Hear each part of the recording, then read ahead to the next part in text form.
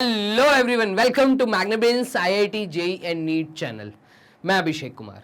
मैग्नाब्रेन्स अकेला एक ऐसा प्लेटफॉर्म जो complete NCERT book, NCERT exemplar और बेस्ट पब्लिशर्स की बुक आपको कंप्लीट सॉल्यूशंस और थ्योरी के साथ प्रोवाइड करते हैं।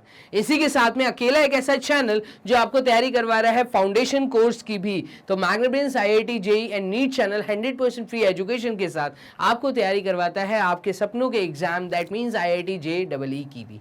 तो इसी के साथ में आपको यह भी बताऊं कि अकेला ऐसा चैनल जो बेस्ट कोर्स, बेस्ट फैकल्टीज आपको विदाउट एनी सब्सक्रिप्शन चार्ज यहां पे प्रोवाइड कर रहे हैं। मतलब कंप्लीट कोर्स, सारा बेस्ट मटेरियल, सारी बेस्ट फैकल्टीज, कोई भी चार्जेस नहीं और कोई भी सब्सक्रिप्शन फीस भी आपको यहां पे नहीं करनी। 100% फ्री कोर्स। आप जो वीडियो वॉच कर रहे हैं ये है पार्ट 3 प्रैक्टिस शीट का, और प्रैक्टिस शीट का जो ये टॉपिक आप वॉच कर रहे हैं ये है आपके सामने percentage profit and loss partnership. Clear?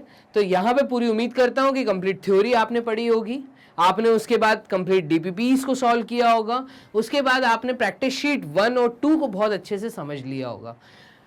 Practice sheet 3 में 10 क्वेश्चन अगेन मैं कंप्लीट करने जा रहा हूं। बहुत अच्छे सवाल, एक अच्छे लेवल के, जो कि हाँ मे बी पॉसिबल आपको कॉम्पिटिटिव लेवल पे यही वेराइटीज देखने को मिले। तो चलिए स्टार्ट करते हैं, लेकिन उससे पहले आपको ये भी बता दें कि मैग्नाब्रेन्स अकेला एक ऐसा चैनल है जो पूरी डिटेल, मतलब ये जो आप चैनल देख रहे हैं मैग्नाब्रेन्स आईआईटी जेईई नीट चैनल, ये अकेला एक ऐसा चैनल जो आपको हर टॉपिक का एक डिटेल एक्सप्लेनेशन दे रहा है। हर टॉपिक पे बेस्ड आपको डीपीपीस प्रोवाइड की जा रही हैं। लिंक आपके डिस्क्रिप्शन बॉक्स में अवेलेबल रहते हैं जब भी आप थ्योरी लेक्चर्स को वॉच करते हैं। और इन लिंक्स को खुद, मतलब आप पहले डाउनलोड करिए, क्वेश्चंस को खुद से सॉल्व करिए। अब बात आती है सॉल्यूशन वीडियो की। तो सॉल्यूशन वीडियो वॉच करने के लिए आप अगेन यहाँ पे आपको लिंक्स प्रोवाइड है, एक प्रॉपर तरीके से अरेंज मैनर में सारी वीडियोस मैं वीडियो के लास्ट में बताने वाला हूँ। जो वीडियो आप वॉच कर रहे हैं इसके लास्ट में मैं आपको बताऊंगा कि किस प्रकार से आप विदाउट एनी एडवर्टाइजमेंट एक अरेंज मैनर में सारे डेली प्रैक्टिस पेपर शीट्स, और मैं ऐसे कहूँ practice sheets, daily practice questions भी और प्रैक्टिस शीट्स भी, सब कुछ वॉच कर सकते हैं। क्लियर? 500+ MCQs आपको अकेले इसी चैनल पे प्रोवाइड हो रहे हैं। ठीक है? और इसी के साथ में अगर आप किसी तरह का भी स्ट्रेस फील कर रहे हैं, मोटिवेटेड लेक्चर्स आपको सुनने हैं, उसी के साथ में अगर आपको ये सीखना है कि कैसे तैयारी करें स्कूल के साथ, कोचिंग्स के साथ, ऑनलाइन लेक्चर्स के साथ हम अपने कॉम्पिटिटिव एग्जाम की भी तैयारी करें, तो ये सारे वीडियोस आपको यहाँ पर अकेले मैग्नाब्रेन्स आईआईटी जेईई नीट के चैनल पे आपको आसानी से अवेलेबल है, एक प्रॉपर अरेंज मैनर में। क्लियर? तो ये सब कुछ सुनने के लिए आप लास्ट तक वीडियो पूरी वॉच करिए, 10 क्वेश्चंस, और मैं आपको लास्ट में बताने वाला हूँ या बीच में कहीं ना कहीं आपको ये जरूर बताऊंगा कि कैसे आप चीज़ों को आसानी से वॉच कर सकते हैं। वेबसाइट अपनी कॉपी में नोट कर लीजिए, magnabrains.com, आसान तरीके से आप एक्सेस कर सकते हैं। चलिए तो स्टार्ट करते हैं पहले सवाल के साथ। तो इस वीडियो में जो पहला क्वेश्चन, ठीक है, आप वॉच कर रहे हैं, उसका सॉल्यूशन देखिएगा। सॉल्यूशन क्या है? पहली बात तो क्वेश्चन क्या है? A trader suffered a loss of 15%। एक ट्रेडर है, उसको लॉस हुआ है अपने बिजनेस के अंदर। ठीक है? तो उसने बिजनेस के अंदर, मतलब उसने कुछ सामान इधर उधर किया होगा, मतलब बेचा होगा, तो बेचने पे उसको लॉस हुआ। कितने का लॉस हुआ? तो ये बहुत क्लियर व्यू में आपको बोला है कि अ लॉस ऑफ 15% कोई आर्टिकल बेचने पे। Had he sold it for ₹100 more, अगर वो उस आर्टिकल को 100 रुपए ज्यादा बेच देता, अभी उसने बेचा, कुछ कॉस्ट है, हमें नहीं पता, ठीक है, अगर वो उस कॉस्ट में 100 रुपए बढ़ा देता तो उसको प्रॉफिट हो जाता। यहां पे ये कह रहा है कि किसी आर्टिकल का, तो हम ऐसा बोलते हैं late the cost price of article, हमें नहीं पता वो आर्टिकल कितने का खरीद के लाया, तो हम इसको बोल देते हैं ये X रुपीस का कोई आर्टिकल खरीद के लाया होगा। ठीक है? और इसने इसको सेल कर दिया, तो selling price SP, selling price of article, किसी अमाउंट में उसने बेचा होगा, मैं बोलता हूं उसने Y रुपीस में बेच दिया। ठीक है? तो ये कह रहा है जब मैंने किसी प्रोडक्ट को Y रुपीस में बेचा तो मुझे लॉस हुआ। ठीक है? और लॉस परसेंट आपको दिया है 15% का मुझे लॉस हुआ है। कॉमन सी बात है, जब भी हम लॉस कैलकुलेट करते हैं तो हम सीपी पे कैलकुलेट करते हैं। मतलब कोई प्रोडक्ट अगर मैं X रुपीस का खरीद के लाया हूँगा, जितने का खरीद के लाया हूँगा उस कॉस्ट के ऊपर 15% का लॉस हो गया, तो मतलब लॉस कितना हुआ, तो वो लॉस उसको हुआ है 15%। तो आप जब सीपी का 15% निकालेंगे वही लॉस निकल के आएगा। क्लियर है? तो वो बेसिकली सेलिंग प्राइस निकल के आएगा। ठीक है, तो जब किसी प्रोडक्ट को मैंने खरीदा, मान लो मैंने 100 रुपए का खरीदा, उस 100 रुपए पे मुझे 20 रुपए का घाटा हो गया, तो मतलब 80 रुपए मैंने प्रोडक्ट बेच दिया होगा। तो वही चीज है। ठीक है, मैंने प्रोडक्ट बेचा कितने का, मैंने जो उसकी कॉस्ट प्राइस थी उसका 15% लॉस। ठीक है, तो यहां पे ये ऐसे ही बोल रहा है। चलिए, उसके बाद ये बोल रहा है had he sold it for 100 मोर, अगर वो 100 रुपए ज्यादा में बेच देता, मतलब अभी उसने जितने में बेचा, अगर इसमें वो 100 रुपए बढ़ा देता, ठीक है, तो उसको प्रॉफिट होता। कितने का प्रॉफिट होता? ठीक है, उसको प्रॉफिट होता 5% का। चलो यहां पे देखना, एक छोटी सी गलती हमने की है। वो छोटी सी गलती हमने क्या की है, तो यहां से पहले तो इसको क्लियर करते हैं। चलो, यहां पे ये जो फ्रैक्शन हमने लिखा 15/100, 15% का उसको लॉस हुआ था, इसका मतलब उसने कमाया कितना? ठीक है, तो उसने कमाया है 85%। अगर 15% का वो लॉस करके बैठा है, तो उसके बाद जो पैसा आया होगा वो कॉस्ट प्राइस का 85% पैसा आया होगा, वही उसकी सेलिंग प्राइस होगी। तो मैं ऐसा यहां बोल देता हूं कि 85% आया होगा। ठीक है, तो 85% मतलब 85/100, तो वो जितने का खरीद के लाया था उसका 85% उसके पास पैसा आया होगा। अगर वो 100 रुपए बढ़ा के बेचता तो उसको प्रॉफिट हो जाता, तो उसको प्रॉफिट होता कितने का? 105 का। ठीक है, 105% का। किसके ऊपर? उसकी कॉस्ट प्राइस के ऊपर। ये चीज समझ आ रही है? बस ये आपकी जो इक्वेशन आई है ना, उठाइए यहां से y की वैल्यू और यहां पे सब्सटीट्यूट कर दीजिए, इतना आसान है। देखिएगा, मैं यहां से y की वैल्यू को पिक करता हूं, यहां पे सब्सटीट्यूट करता हूं, तो क्या मैं ऐसा बोल सकता हूं कि 85/100 मल्टीप्लाइड विथ x, ये मेरे y की वैल्यू थी, ये मेरे y की वैल्यू थी, इसमें 100 रुपीज और अगर वो ऐड कर देता, ठीक है, तो उसको मिलता 105x अपॉन 100। ये चीज को अगर आप सॉल्व करोगे तो आपको x मिल जाएगा, और x क्या था? कॉस्ट प्राइस थी उस आर्टिकल की, और आपसे पूछा देखो find the articles cost price, कितना आसान हो गया। तो जब आप चीजों की थ्योरी बहुत अच्छे से समझ लेते हैं, थ्योरी समझने के बाद अगर आपने 2 प्रैक्टिस शीट डीपीपी लगा ली, तो सब कुछ लगाने के बाद इस तरीके से अब आप आसानी से थोड़ा सा एडवांस सोचते हुए, चीज़ों के नंबर ऑफ स्टेप्स को कम करते हुए आप आसानी से सॉल्व कर सकते हैं। इस तरीके से हमने इसको सॉल्व कर देंगे, तो ये आएगा 85x upon 100 added with 100 is equals to 105x upon 100। इसका मतलब 100 यहीं छोड़ दो, और 105x अपॉन 100 ये एक फ्रैक्शन था, ये भी एक फ्रैक्शन था x के टर्म्स में, ये पूरा फ्रैक्शन उधर जाएगा नेगेटिव में, तो ये हो जाएगा 85x/100। और इनका अगर मैं एलसीएम ले लूं तो ये आ जाएगा 100 और 105 माइनस 85, तो 10 में से 8 गए 2, तो यहाँ पे ये आ जाएगा 20x। क्लियर है? तो 105 में से 85 आप माइनस कर दीजिए, तो यहाँ पे आपका बचेगा 20x/100 और इधर बचेगा 100। क्लियर? 0 से ये 0 गया, ठीक है, 2 से ये 10 गया 5 टाइम्स, ये 500 के साथ मल्टीप्लाई हुआ, तो ये आया 500 रुपीज। क्या आया? x की वैल्यू आई। क्लियर है? तो x हमारा आया है 500 रुपीज, और यही आपका फाइनली आंसर आया। तो यहाँ पे मैं व्हाइट पेन से लिख देता हूँ आंसर, सो दैट आपको चीजें समझ आ जाए कि हमने फाइंड क्या किया था। तो हमने फाइंड किया था x रुपीज। ठीक है, तो x क्या था? Cost price of article. तो finally the cost, find the articles cost price, तो articles cost price is 500 rupees. Clear? बस इतना आसान है। चलिए मूव करते हैं क्वेश्चन नंबर 2 की तरफ। क्वेश्चन नंबर 2 में क्या कह रहा है? ये कह रहा है the price of a commodity is decreased bye 20%। कोई कॉमोडिटी का कुछ प्राइस होगा, उसको मैं कम कर देता हूं 25%। By what percentage must it's consumption increase so that the consumption on it remains unchanged. देखो यहाँ पे ये क्या पूछना चाह रहा है, ये कह रहा है अगर मैं किसी, जैसे मान लीजिए शक्कर, मैंने मार्केट में ऐसा एक न्यूज़ पास कर दिया कि मेरी दुकान पे जो पनीर बिकता है उस पनीर का कॉस्ट मैंने कम कर दिया है, तो कॉमन सी बात है ग्राहक ज़्यादा आएंगे पनीर को खरीदने के लिए, ठीक है। अब ज़्यादा ग्राहक ज़्यादा पनीर बिकेगा, तो आप देखिए जब भी किसी चीज़ का रेट कम किया जाता है तो ऐसा माना जाता है कि उसके कम करने का मतलब उसका कंजप्शन बढ़ेगा, ठीक है। तो यहाँ पे वही चीज़ है, the price of the commodity is decrease by 25%, by what percent must is consumption increase. क्या अनुमान आप लगा सकते हैं कि उसका कंजप्शन कितना इंक्रीज हो जाएगा so that consumption on it remains unchanged. तो ये आपको सवाल सॉल्व करना है फाइनली। देखो इसको सॉल्व करने के लिए हम क्या करते हैं, तो यहाँ पे हम सबसे पहले लिख लेते हैं सॉल्यूशन।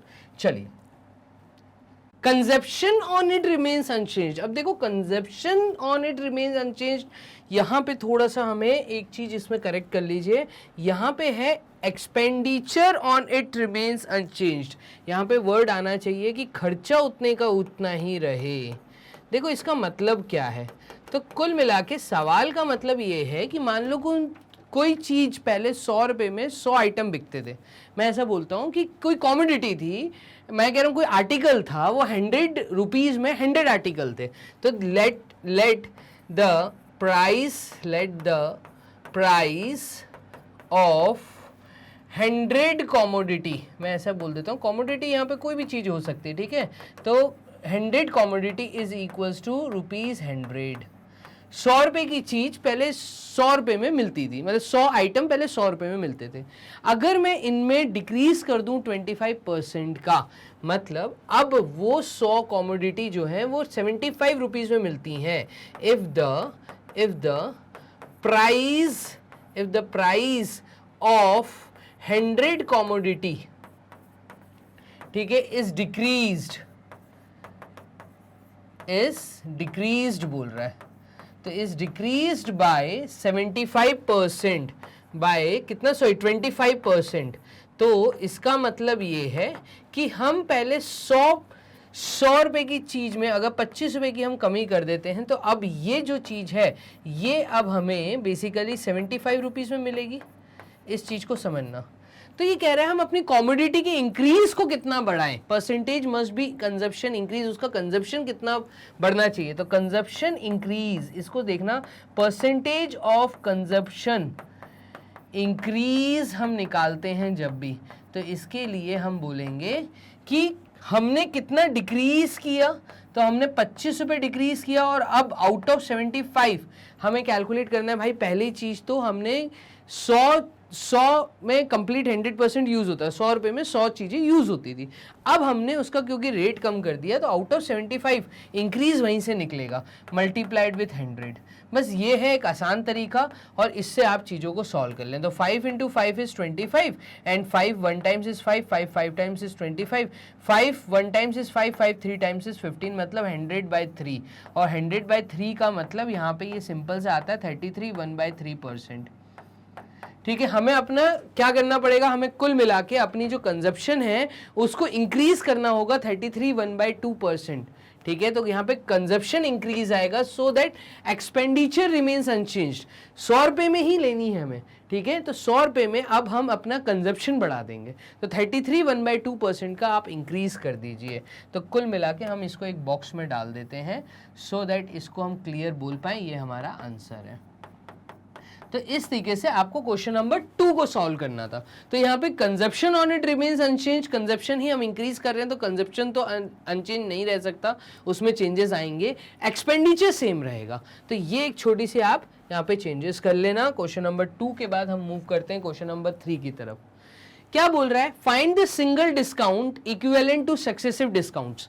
अब मैंने वर्ड सक्सेसिव डिस्काउंट्स का मतलब बताया था, तो सक्सेसिव डिस्काउंट्स का मतलब क्या होता है। अगर आप लोगों ने प्रॉपर तरीके से सारी शीट सॉल्व की हैं अभी तक की, मतलब शीट 1 शीट 2 सॉल्व की है, आपने डीपीपी सॉल्व की हैं, तो आपको ये चीज़ बहुत क्लियर है कि सक्सेसिव डिस्काउंट्स का मतलब यहाँ पे कोई प्राइस होता है, X रुपीज़ है, उस पर पहले तो हमने 25% का डिस्काउंट दिया, फिर उससे जो कॉस्ट निकल के आता है, ठीक है। तो सक्सेसिव डिस्काउंट्स का मतलब है कि अगर किसी चीज का कॉस्ट प्राइस, मैं ऐसे समझाऊं कि किसी चीज का अगर कॉस्ट प्राइस 100 रुपीज है, ठीक है, तो इस 100 पे अगर मैं डिस्काउंट दे दूं, ठीक है, कितने का डिस्काउंट दे दूं, तो हम बोलते हैं अगर मैं इस पे, देखो हमेशा डिस्काउंट जो दिया जाता है वो मार्क्ड प्राइस पे दिया जाता है, ठीक है। तो ये चीज याद रखना, मार्क्ड प्राइस मान लो 100 रुपीज थी और अगर मैंने उस पर 25% डिस्काउंट दे दिया, तो इसका मतलब मैंने सबसे पहले तो इस प्राइस को, सेलिंग प्राइस को मैं कितने में बेचने को तैयार हो गया, मैं 25% डिस्काउंट में बेचने को तैयार हो गया, मतलब 75 रुपीज में मैं इसको बेच दूंगा। अब मैं इस पे एक और डिस्काउंट दे रहा हूं, वो जो है 20%। तो वो जो 20% दिया जाता है ना, वो 75 रुपीज पे दिया जाएगा। तो दैट मीन्स अगेन डिस्काउंट अगर मैं देता हूं, ठीक है, अगेन डिस्काउंट, और वो कितने का हम दे रहे हैं, तो अगेन डिस्काउंट हम दे रहे हैं 20% का। तो ये 20% ऑन 75 रुपीज दिए जाएंगे और यही सक्सेसिव डिस्काउंट है। तो 75 का 20% अगर मैं कैलकुलेट करता हूं, तो ये वैल्यू आएगी 5 टाइम्स, मतलब 5 से 75 कटा तो 5 1 टाइम्स, 5 टाइम्स 25, मतलब 15 रुपए का और डिस्काउंट दे सकता हूं मैं अभी। तो कोई चीज अगर 100 रुपए की थी, उस पर 25% डिस्काउंट दिया, तो उसका जो सेलिंग प्राइस हो गया वो 75 रुपीज हो गया। मैंने 75 पे अगेन 20% डिस्काउंट दिया, कितना, 15 रुपए का डिस्काउंट दिया। तो अब जो 15 रुपए का डिस्काउंट मैंने दिया है, ठीक है, वो 75 रुपीज पे दिया है। तो दैट मीन्स जो फाइनल सेलिंग प्राइस आएगी, तो फाइनल सेलिंग प्राइस हमारी जो आएगी वो हो जाती है 75 माइनस 15। मैं अपना प्रोडक्ट 60 रुपए में बेच दूंगा। ये चीज समझ आ रही है। अब ये कह रहा है, क्या बोल रहा है ये बोल रहा है कि आप एक सिंगल डिस्काउंट बताओ कि फाइनली आपने कितना डिस्काउंट दिया है। कई लोग यहाँ पे कंफ्यूज जाते हैं कि वो कहते हैं 25% प्लस 20% का मतलब होता है 45%। तो ये एक ट्रैप है, ऐसा नहीं है, 45% नहीं है, इन दोनों को ऐड मत कर देना। सिंगल डिस्काउंट का मतलब है कोई प्रोडक्ट अगर पहले, ठीक है, तो एक डिस्काउंट परसेंट अगर मुझे निकालना है, तो एक सिंगल डिस्काउंट परसेंट निकालने के लिए, देखिए सिंगल डिस्काउंट परसेंट का मतलब है कि मैंने जो डिस्काउंट दिया है तो वो 40 रुपीज का डिस्काउंट दिया। ये चीज समझ आ रही है। मैंने टोटल वो प्रोडक्ट 60 रुपए में बेचा, ठीक है, तो मैंने मतलब 100 रुपए की चीज को 60 रुपए में बेचा, मतलब 40 रुपए का डिस्काउंट दे दिया टोटल इन ऑल। ये 40 उस 100 का, ठीक है, कितना परसेंट था, तो वो उस 100 का सिंगल, अगर मैं डिस्काउंट परसेंट की बात करूं तो सिंगल डिस्काउंट परसेंट का मतलब होता है 40% का मैंने डिस्काउंट दिया है। Single discount is 40%। क्लियर है, ये चीज आपको बहुत क्लियर होनी चाहिए। तो सिंगल डिस्काउंट हम यहाँ पे लिख देते हैं, यहाँ पे वर्ड आएगा सिंगल डिस्काउंट इज 40%, और इसको हम व्हाइट पेन से यहाँ लिख देते हैं आंसर, सो दैट आपको चीजें बहुत अच्छे से समझ आए। सिंगल डिस्काउंट, यही हमसे पूछा था कि वर्ड सिंगल डिस्काउंट के बारे में हमसे पूछा था। सिंगल डिस्काउंट हमने दिया है 40% का, ना कि 45% का। इस चीज को बहुत ध्यान से आपको चीजें सॉल्व करनी है। क्लियर, चलिए, तो टोटल हमने यहां तक 3 क्वेश्चन सॉल्व कर लिए। मूव करते हैं क्वेश्चन नंबर 4 की तरफ। ये क्या कह रहा है कि Ajay marked an article at 60% above its cost price. Find the maximum percentage of discount he can offer and still avoid incurring a loss। क्या है, बहुत प्यारा सवाल है। अगर हम थोड़ा सा इसको समझें कि मैं कोई पेन खरीद के लाया, मान लीजिए 100 रुपए का मैं पेन खरीद के लाया, ठीक है, मैं खरीद के लाया, मुझे इसको आगे बेचना है, बट लोगों को एक बड़ा सा बोर्ड भी दिखाना है कि मैं डिस्काउंट दे रहा हूँ। और नए जो बिजनेसमैन होते हैं वो क्या करते हैं, नो गेन नो लॉस पे वो अपना प्रोडक्ट बेच देते हैं, मतलब जो कॉस्ट प्राइस होती है उसी पे बेच देते हैं कस्टमर्स बनाने के लिए। तो कस्टमर्स बेस बनाने के लिए इस तरह की मार्केटिंग स्ट्रेटजी का कभी कभार यूज किया जाता है। अब इसमें कितना परसेंट मैं डिस्काउंट बोर्ड पे लिख सकता हूं, फाइनली मैं कितना कस्टमर्स को खींचने के लिए क्या लिखूं कि मैं कितना परसेंट डिस्काउंट दे रहा हूं, सो दैट मुझे ना ही लॉस हो, ठीक है, और गेन हो गया तो अच्छी बात है। तो यहां पे बोला है लॉस तो ना हो, तो मैक्सिमम डिस्काउंट मतलब गेन भी नहीं होना चाहिए। फिर अगर हम देखें तो मैक्सिमम वही है कि चलो लॉस तो नहीं हुआ, गेन भी नहीं हुआ, तो जितने में खरीद के लाए उतने में बेच दिया। तो हम यहां पे बोलते हैं कि let the cost price, let the cost price of article, कोई आर्टिकल है वो 100 रुपीज का है, कितने का है, 100 रुपए का। मैंने उसमें मार्क्ड कर दिया, मार्क्ड प्राइस, ठीक है, मार्क्ड प्राइस। अब देखो ये मार्क्ड प्राइस कैसे लगेंगे, तो मार्क्ड प्राइस मतलब 100 रुपए पे मैं कितना एड ऑन कर दूं, ठीक है, तो मार्क्ड प्राइस मतलब एक स्टिकर चिपका दूं, तो सो दैट एक मैं ऑफर भी दे सकूं, डिस्काउंट भी देना है मुझे। तो कुल मिला के एक काम करते हैं, अगर मैं इसको ये ना लिखते हुए मैं सिंपल ये ले लेता हूं कि कोई आर्टिकल है उसका कॉस्ट प्राइस जो है वो 100 रुपीज़ है। अगर आर्टिकल का कॉस्ट प्राइस 100 रुपीज़ है तो ये बोल रहा है क्या डिस्काउंट परसेंट दूं, तो डिस्काउंट परसेंट हमेशा दिया जाता है discount upon marked price multiplied with 100, जिसका भी परसेंटेज है उस पर एक इनिशियल वैल्यू को चिपकी होगी, तो डिस्काउंट कितना दूं, सो दैट इनिशियल प्राइस पे, ठीक है, तो इनिशियल प्राइस मार्क्ड प्राइस जो है ये 100 रुपए की चीज को मुझे बढ़ा के यहाँ लिखना है, ठीक है। एक काम करते हैं, so that Ajay marked an article, अच्छा ये बोला है कि मार्क्ड प्राइस जो है उसने 60 रुपए बढ़ा दिया है, तो if marked price is equal to 60%, ठीक है, मार्क्ड प्राइस इज व्हाट, यहां पे बोला है 60% अबव कॉस्ट प्राइस, तो अबव कॉस्ट प्राइस इसका मतलब कॉस्ट प्राइस था 100 रुपए, तो मैंने वो प्रोडक्ट कैसे किया होगा, देखो मैंने क्या इतना मार्क्ड किया होगा, तो मैंने 60% और कॉस्ट प्राइस भी मैंने 100 लिया था, मतलब मैंने 60 रुपए मार्क्ड प्राइस एक्स्ट्रा अबव बोला है, तो मैंने क्या किया होगा, ₹60 को एडअप किया होगा, किसके साथ, मैंने 100 रुपए के साथ मार्क्ड प्राइस ऐड करके लिख दिया होगा, मतलब अब जो मार्क्ड प्राइस है वो 160 रुपए है। ये चीज समझ आ रही है, ठीक है, उन्होंने ये चीज बोली है, ये पूरा गिवन था, उस गिवन से मैंने चीजें निकाली। अब मेरी बात समझना, यहां पे क्या मैं ऐसा लिख दूं कि डिस्काउंट परसेंट तो मैं 60 रुपए का डिस्काउंट दे सकता हूं, देखो मैंने 60 रुपए इंक्रीज कर दिया, चीज मैं 100 की खरीद के लाया, 100 में ही बेचनी है मुझे, ठीक है, तो अब मुझे ये कैलकुलेट करना है कि मैक्सिमम क्या डिस्काउंट परसेंट दे सकता हूं, तो मैंने क्या किया, मैंने डिस्काउंट दिया 60 रुपए का, 60 रुपए में कम कर सकता हूं, अभी मेरे पास मार्जिन है, मैक्सिमम जो मार्जिन है वो 60 रुपीज कम करने का है, तो 100 रुपए तो मेरे पास आ जाएंगे, मैंने जो लागत लगाई वही रिटर्न आ जाएगा, मतलब मैं डिस्काउंट 60 रुपए का दे सकता हूं मैक्सिमम, ठीक है, और मार्क्ड प्राइस मैंने लगाई थी 160 रुपए, क्लियर, मल्टीप्लाइड विथ 100,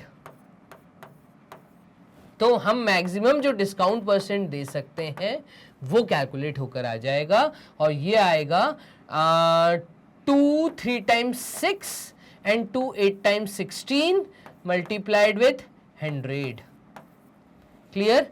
और अगर इसको काटना है तो देखो 0 से 0 कट किया, 2 3 times 6, 2 8 times 16, 3/8 into 100, हाँ ऐसा कर सकते हैं। कुल मिला के यहाँ पर 8 से अगर ये 100 काटने की कोशिश करते हैं तो 2 4 times 8 होता है, 2 5 times 10 0, 2 2 times 4, 2 25 times 50, ठीक है, तो इसका मतलब 3 मल्टीप्लाइड विथ 25/2, इसको हमें सॉल्व करना है, तो इसको सॉल्व कर दीजिए। 3 5 टाइम्स इज 15, 15 का 5 carry 1, 75/2, that means 2 3 times 6, 2 7 times 14, 37.5% मैं डिस्काउंट दे सकता हूँ, ये मेरा आ गया आंसर, इसको हम बॉक्स में डाल देते हैं, क्लियर है, तो यही हमारा आंसर है। हम कितना डिस्काउंट बोर्ड के ऊपर लिख सकते हैं, मैक्सिमम 37.5% कस्टमर्स खींचने के लिए हम बोर्ड पे ये वैल्यू डाल के लगा सकते हैं, क्लियर, 37.5% इज योर आंसर। तो क्वेश्चन नंबर 4 का आंसर है 37.5%। मूव करिए क्वेश्चन नंबर 5 की तरफ। तो 4 क्वेश्चन हम यहां तक कर चुके हैं। 5th क्वेश्चन में देखो 2 सब पार्ट दे रहा है, क्या बोल रहा है, find the single discount equivalent to the successive discounts 20% and 10%। अभी हमने पीछे सॉल्व किया था, तो सिंगल डिस्काउंट निकालने के लिए हमने क्या किया था, सिंगल डिस्काउंट निकालने के लिए हमने पहले प्रोडक्ट का 100 रुपए कॉस्ट मान लिया था, ठीक है, तो let the marked price is equals to ₹100। अब इसको अगर मुझे सेल करना है, 20% डिस्काउंट दिया, तो डिस्काउंट ऑफ 20%, मीन्स मैंने ये 100 रुपए की चीज पे अगर 20% का डिस्काउंट दिया तो ये 80 रुपए में बिकेगा। सेलिंग प्राइस जो होगी वो 18% होगी। तो यहाँ पे हम लिख देते हैं is equals to selling price of article. तो ये कैसे आया selling price of an article? तो कुल मिला के एक काम करो, ये स्टेटमेंट हम यहाँ से हटा देते हैं, हम ऐसा बोल देते हैं कि सेलिंग प्राइस अगर मुझे निकालनी है तो सेलिंग प्राइस इफ 20% डिस्काउंट, तो यहां पे ये आ जाएगा ₹80, 80 रुपए आ जाएगा। अब 80 पे अगेन सक्सेसिव डिस्काउंट 10% का दिया है, अगेन डिस्काउंट ऑन ₹80। प्रोडक्ट 80 रुपए का हो गया, 100 रुपए की चीज 80 की हो गई। अब 80 पे डिस्काउंट दिया, तो 80 पे डिस्काउंट दिया, इसका मतलब 80 का आप कितना निकाल लो? 10%। तो 80 का 10% का मतलब होता है 8 रुपए, आपने और माफ कर दिया, तो ₹8। डन। तो फाइनल सेलिंग प्राइस कितनी आएगी? तो फाइनल सेलिंग प्राइस हम कितनी कर सकते हैं? तो फाइनल सेलिंग प्राइस हम कर सकते हैं 100 रुपए की चीज पे 80 रुपए पहले दिया, 80 पे 8 और कम कर दिए, तो ये आ जाएगा 72 रुपीज। क्लियर? हमने 72 रुपीज में आइटम बेच दिया। तो दैट मीन्स मैंने फाइनली कितना डिस्काउंट दिया? तो जो फाइनल डिस्काउंट परसेंट था, ठीक है, वो 100 रुपए के प्रोडक्ट पे मैंने 80 + 8, मतलब 80 था, 80 में से 8 भी माइनस किया, 72 रुपीज़। तो 100 रुपये का प्रोडक्ट 72 रुपीज़ में बिका है। इसका मतलब 100 रुपये की चीज़ अगर 72 रुपीज़ में बिकी है तो आपने बाकी अमाउंट का डिस्काउंट दिया होगा। तो डिस्काउंट अपॉन प्रोडक्ट को तुमने कितने पे लॉन्च किया था? 100 रुपये पे लॉन्च किया था, मल्टीप्लाइड विथ 100। डन। तो ये वैल्यू हमारी आ जाएगी 72 माइनस 100 माइनस 72 का मतलब है 10 में से 2 गए 8, ठीक है, और 9 में से 7 गए 2। तो टोटल जो तुमने 30% डिस्काउंट नहीं दिया, तुमने 28% डिस्काउंट दिया है।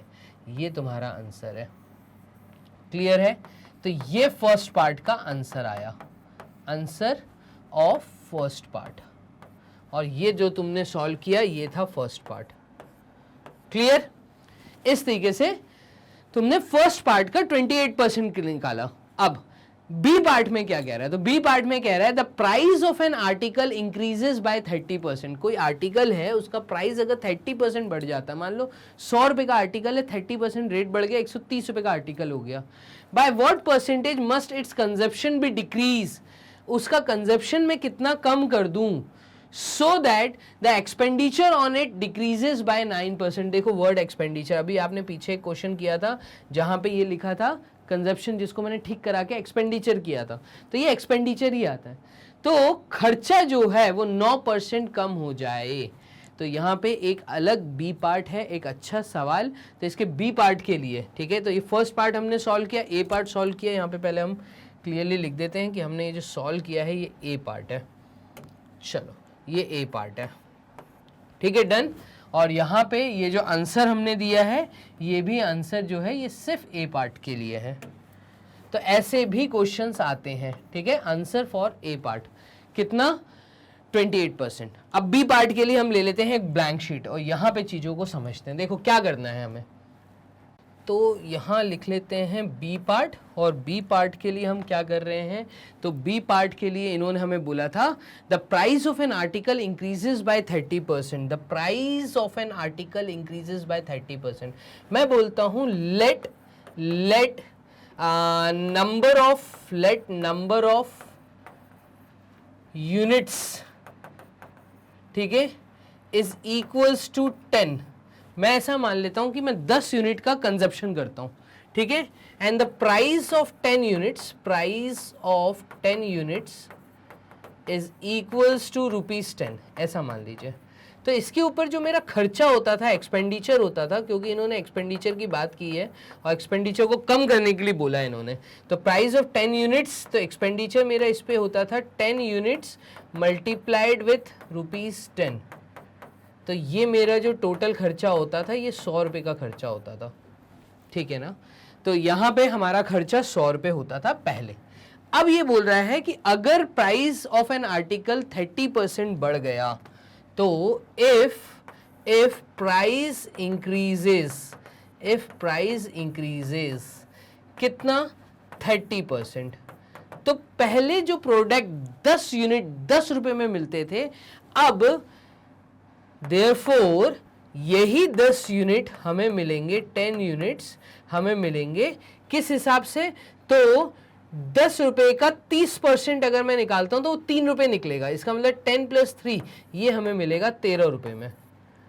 आपने बात समझी मैंने क्या बोला? इफ प्राइस इंक्रीजेस 30%, अगर चीज़ों की प्राइस 30% बढ़ जाती है तो जो चीज़ पहले 10 रुपए की थी, इस 10 का आप 30% निकाल लीजिए। अगर मैं इधर ऐसे लिख दूं कि 10 का 30% निकाल लीजिए, ठीक है, और इसको ऐड कर दीजिए वही 10 रुपए में, तो 10 यूनिट्स अब इतने रुपए के आएंगे, तो 10 यूनिट्स अब आएंगे 13 रुपए में। यहां से मैंने लिखा था, ठीक है। तो अब 10 यूनिट्स मिलने लग गए 13 रुपए में। डन। अब ये बोल रहा है अगर मैं अगर मैं price of an article increase करता हूं 30%, by what percentage must it's consumption be decrease, उसका कंजप्शन जो है वो कितना डिक्रीज कर दें। तो देखो कंजप्शन कितना डिक्रीज कर दें, अब मुझे नहीं पता कि मैं कितना कंजप्शन कर रहा हूं, तो यहां पे मैं बोल देता हूं लेट दी न्यू कंजप्शन। अब नया कंजप्शन में कितना करूंगा, तो let the new consumption be x unit, ठीक है। मैं अब बोलता हूं कि मैं x यूनिट खरीदने लग गया मार्केट से, मैं अपना कंजप्शन कम कर दूंगा, ठीक है, लेस कंजप्शन अब करूंगा क्योंकि प्राइस बढ़ गए। अब क्या हो गया, प्राइस 10 यूनिट जो है वो 13 रुपए के हिसाब से मिलने लग गए। तो मैं बोलता हूं let the new consumption be x, इसका मतलब 13 रुपीज का अब आएगा। तो हमने क्या बोला, let the number of units be 10, price of 1 unit. अच्छा, यहां पे मैंने कहां गलती की है कि यहां पे मुझे 1 यूनिट लेना चाहिए था, ठीक है, ऐसा आपको चीजें समझ आएंगी। तो ऑफ 1 यूनिट, तो प्राइस ऑफ 1 यूनिट इज 10, तो जाके एक्सपेंडिचर 100 रुपए होता था। क्लियर है ये चीज? अब देखिएगा, let the new consumption be x units, तो 13 × x ये मेरा नया प्राइस आएगा। अब मैं x कंजप्शन करने लग गया और वो 13 रुपए के हिसाब से आएंगे। इसके ऊपर जो खर्चा होगा, ये इन्होंने बोला है, इसके ऊपर जो खर्चा होगा वो भी 9% कम हो जाएगा, तो 9% ऑफ ₹100। पहले खर्चा होता था 100 रुपए का, ये 100 रुपए पे 9% कमी आ जाएगी। क्लियर? अब अगर इस पे कमी आ जाएगी 9% की, तो ये एक इक्वेशन मिली। इसका मतलब यहाँ पे 13x की जो वैल्यू है वो 9% ऑफ 100, ठीक है, 9% ऑफ ₹100, तो ये हमारा आ जाएगा 9 रुपीज, ठीक है। 9 रुपीज मतलब जो 100 रुपए का खर्चा था, ठीक है, ये चीज हमें 100 में से माइनस करनी पड़ेगी। हम ऐसा ना लिख के यहाँ लिख देते हैं कि हमें इसको 100 रुपए में से कम करना पड़ेगा क्योंकि लेस हुआ ना। तो 100 खर्चा जो होता था, अब एक्सपेंडिचर कम हो गया, तो 100 माइनस 9% ऑफ ₹100, ऐसा लिख दीजिए। डन। और ऐसा करेंगे तो ये 100 - 9 आएगा, और 100 - 9 का मतलब है आपका 91 आएगा। तो मैं यहाँ लिख देता हूँ 100 - 9, और 100 - 9 का मतलब 13x की जो वैल्यू है वो 91 रुपीज़ आएगी। अब x मतलब हम कितना कंजप्शन कर रहे हैं, तो 91/13 13 7 टाइम्स इज 91। तो हम जो सामान यूज कर रहे हैं अब वो हम 7 यूनिट्स यूज करने लग गए। हमारा आंसर अभी नहीं आया, इस चीज को समझना। हमसे क्या बोला था, so that the expenditure on it decreases, तो व्हाट परसेंट, हमसे व्हाट परसेंट ये वर्ड पूछा था, व्हाट परसेंटेज, कितना परसेंटेज हम अपने कंजप्शन को कम कर रहे हैं। तो हम अपने कंजप्शन को कितना कम कर रहे हैं, तो decrease in percentage of consumption, decrease in percentage of consumption हमें फाइंड करना है। तो देखिए, पहले हम करते थे 10 पीस यूज, इसमें से अब हम सिर्फ 7 पीस यूज करने लग गए, ठीक है। तो इनिशियल में हम 10 पीस यूज करते थे, इसका परसेंटेज निकाल लो। देखो किसी भी चीज का परसेंटेज अगर निकालना है तो कितना डिक्रीज किया, पहले हम 10 यूनिट यूज करते थे, अब हम 7 यूनिट यूज करते हैं। इनिशियल में डिवाइडेड विथ इनिशियल वैल्यू तो 10, तो इससे हमारी चीज सॉल्व हो जाएगी। ये 0 से ये 0 कट जाएगा, 3 इंटू 10 ये हमें वैल्यू देगा कितना, 30%। हम ऐसा बोलेंगे कि हमें अपना जो डिक्रीज परसेंटेज है वो 30% डिक्रीज करना पड़ेगा। तो ये हमारी डिक्रीज की वैल्यू आ गई, ठीक है, और यही हमारा आंसर है। तो आप देख रहे हैं बी पार्ट, आपको जो लग रहा होगा नंबर ऑफ स्टेप्स इंक्रीज्ड है इसलिए बड़ा दिख रहा है, आप स्टेप्स को कम कर सकते हो। ओरल कैलकुलेशन जहां हो रहा है वहां ओरल कर दीजिए। मेरी कोशिश ये है कि मैं एक एक स्टेप को समझाऊं। तो कुल मिला के ये था आपका क्वेश्चन नंबर 5 का, जिसका बी पार्ट भी आपने सॉल्व कर दिया। हम इसको थोड़ा सा क्लियर कर देते हैं सो दैट यहाँ पे किसी तरह का कोई कंफ्यूजन ना आए। तो हमने ये कर दिया क्लियर, ए पार्ट आपके सामने और ये था आपका बी पार्ट का आंसर। तो ये था हमारा बी पार्ट, क्लियर, यहाँ पे हम लिख देते हैं ये था हमारा बी पार्ट और इसका आंसर था 30%। डन, तो ये था हमारा 30% का बी का आंसर। चलिए मूव करते हैं क्वेश्चन नंबर 6 क्या कह रहा है। अगेन क्वेश्चन नंबर 6 में भी 2 पार्ट है, तो इसको भी सॉल्व कर लेते हैं। देखिएगा यहाँ पे ए पार्ट में ये कह रहा है profit percentage is numerically equal to the cost price of an article on selling it for ₹31.25।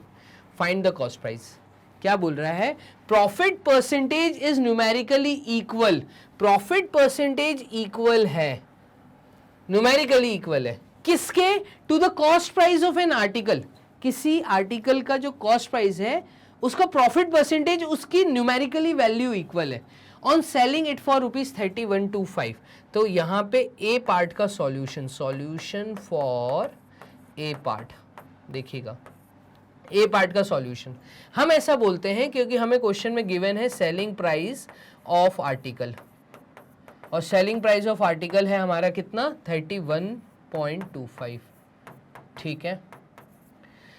हमसे बोला है कॉस्ट प्राइस को फाइंड करिए, तो हम बोलते हैं जिसको फाइंड करना है उसको एक्स ले लेते हैं। तो let the cost price of article, let the cost price of article is equals to ₹x। X rupees का आर्टिकल है, ठीक है। अब अगर एक्स रुपीस का आर्टिकल है तो इसका जो प्रॉफिट परसेंटेज है, तो प्रॉफिट परसेंटेज, और प्रॉफिट परसेंटेज हमें दिया है इसकी वैल्यू भी एक्स रुपीस, एक्स परसेंट है, ठीक है, एक्स परसेंट है, न्यूमेरिकली इक्वल है। यहाँ पे रुपीस नहीं आएगा, ये रुपीस एक्स है और यहाँ पे परसेंटेज एक्स दिया है। तो देखो प्रॉफिट परसेंट निकालने के लिए हमें एक चीज पता है, एज वी नो, हमें क्या पता है, हमें ये पता है कि प्रॉफिट परसेंटेज होता है profit upon CP multiplied with 100, यही होता है। अब ये प्रॉफिट मतलब, प्रॉफिट परसेंटेज का मतलब है ये जो प्रॉफिट है ये प्रॉफिट आता है जब हम सेलिंग प्राइस को कॉस्ट प्राइस में से डिडक्ट करते हैं अपॉन सीपी इंटू 100। ये फॉर्मूला मैं यूज कर रहा हूँ सेकेंड वाला, ठीक है। मैंने थोड़ा सा ऑल्ट्रेशन किया और यहाँ पे ये क्या बोलना चाह रहा है इसके हिसाब से हम ये वैल्यूज उठा के यहाँ डाल रहे हैं। ये कह रहा है अगर प्रॉफिट परसेंटेज की वैल्यू भी x है which is equals to selling price 31.25 है, ठीक है, कॉस्ट प्राइस तुमने x ली अपॉन x मल्टीप्लाइड विथ 100। अगर तुम ऐसे करते हो देखना, तो यहाँ पे SP minus CP upon CP into 100, ये जो वैल्यूज थी, ये जो तीनों वैल्यूज क्वेश्चन में बोली थी, दो तो हमने एज्यूम की है, ठीक है, ये according to the given condition है और ये गिवन है। तो इन वैल्यूज को जब उठा के इस फॉर्मूले में डालता हूं, कौन से, सेकंड वाले फॉर्मूले में, तब ये इक्वेशन बनेगी। और यहां से देखो x इंटू एक्स होता है x square which is equals to 31.25 minus x into 100।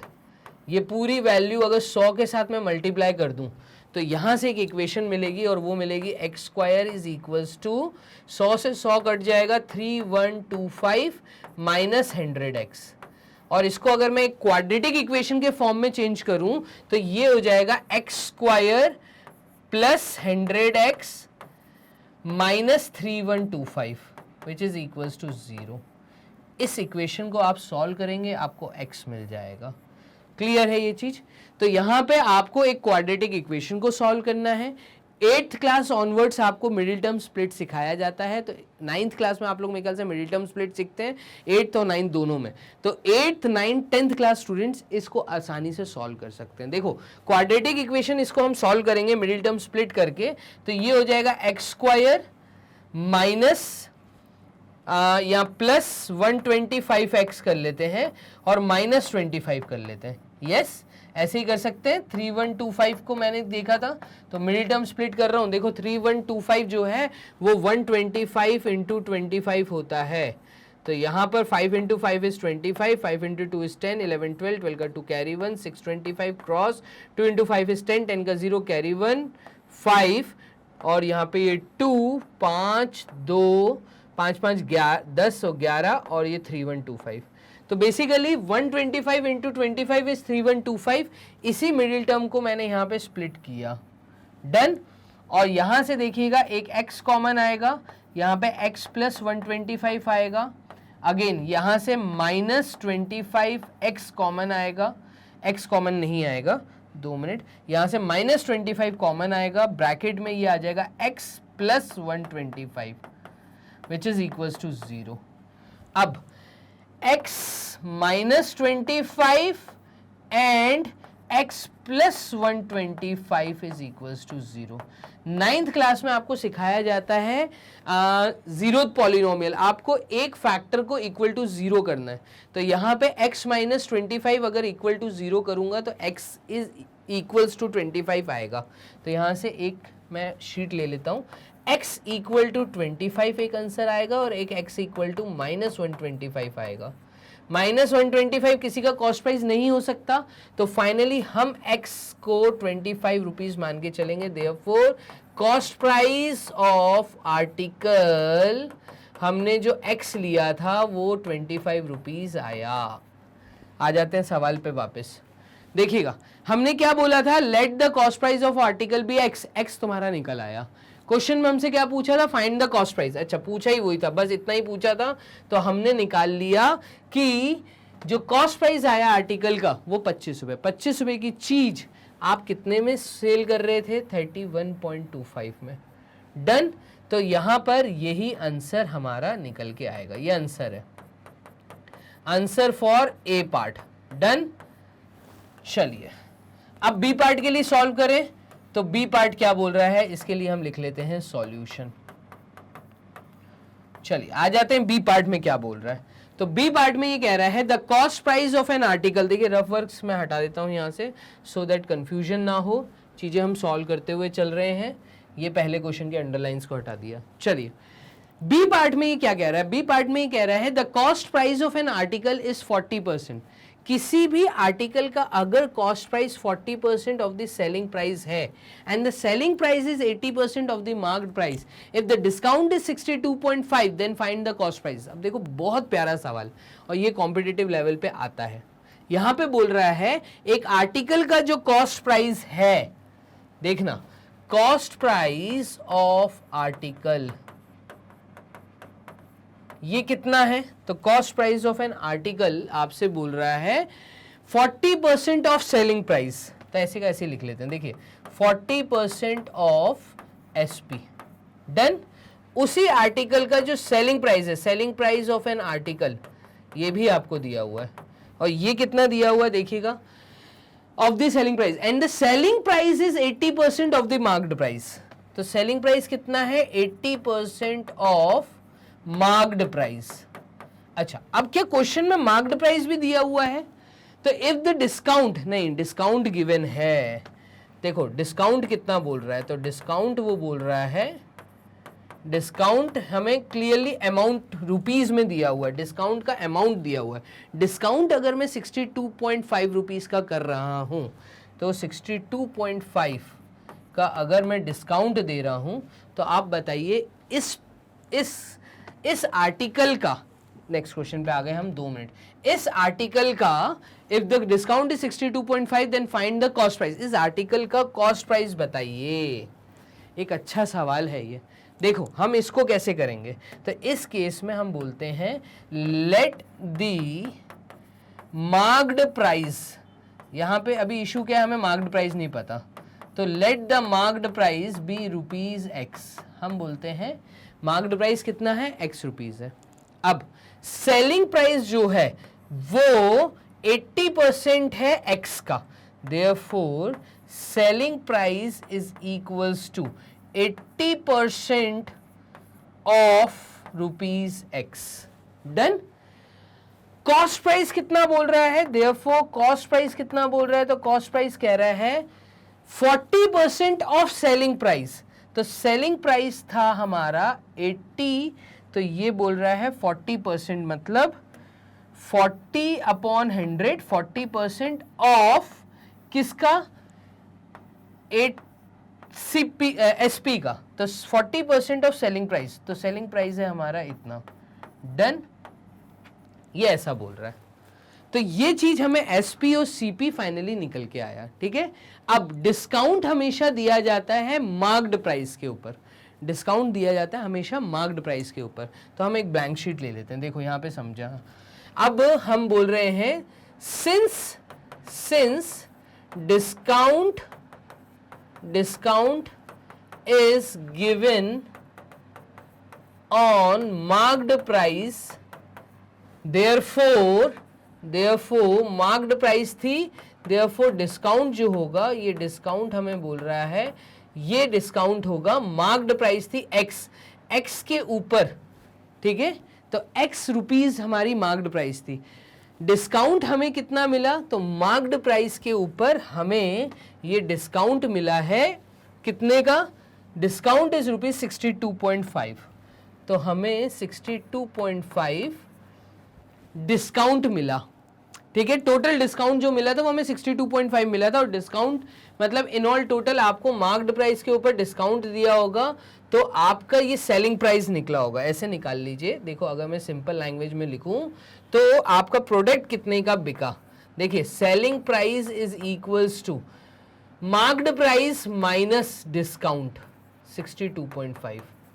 ठीक है, तो जो भी तुमने मार्किंग की होगी उसके ऊपर तुमने डिस्काउंट दे दिया 62.5, बाकी में प्रोडक्ट बिक के हाथ में आ गया। ठीक है, तो सेलिंग प्राइस आया।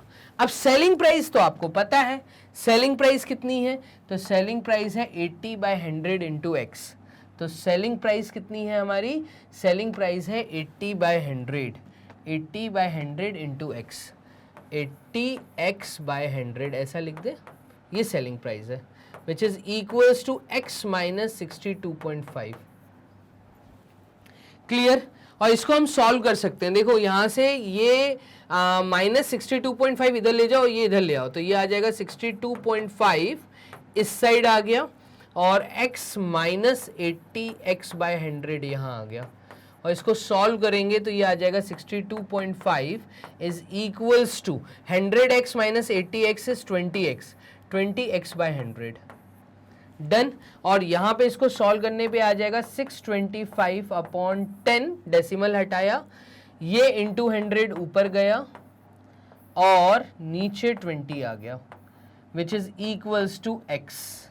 तो ये 0 से ये 0 गया, इस 0 से ये 0 गया, तो फाइनली हमें x मिला, और x हमारा कितना आया, तो x हमारा आया 625/2, 625/2, और ये वैल्यू हमारी निकल के आई 2 3 टाइम्स 6, 2 1 टाइम्स 2, 2 2 टाइम्स 4.5 रुपीज।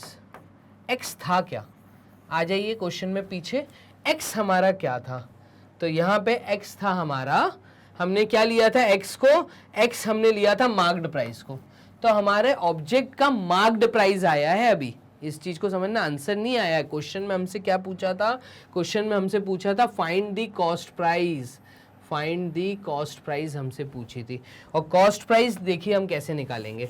तो यहाँ पे हमें मार्क्ड प्राइस मिल गया, ठीक है, फिर हमारा कॉस्ट प्राइस निकालने के लिए, तो कॉस्ट प्राइस हमारा निकालने के लिए सीपी था 40/100, 80/100 इंटू एक्स, एक्स की वैल्यू जो निकली उसको यहाँ डाल सकते हैं, तो फाइनली प्रोडक्ट का कॉस्ट प्राइस आ जाएगा। Therefore cost price is equals to 40%, 40%, ये पीछे बोला था हमसे 40% ऑफ एसपी, तो तो 80/100 into x, 80/100 into x, 80/100 multiplied with x हमारा आया है 3125/10।